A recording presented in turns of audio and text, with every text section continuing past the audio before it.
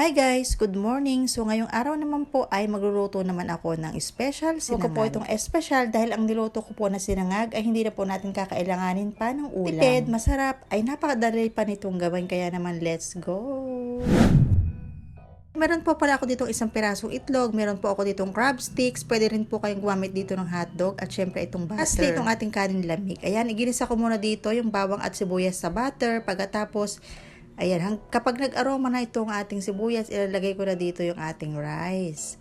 Ayan, so dapat po bago natin isangag yung ating kanin ay hiwa-hiwalay na po talaga siya. Ayan, isangag lang natin ng konti. And then, dito po sa gitna ng ating kanin, naglagay po ako dyan ng butas at dito po natin ipiprito yung ating itlog. Habang hinihintay po natin maprito yung itlog, so tinimplahan ko na nga rin po pala ito ng konting magic sarap.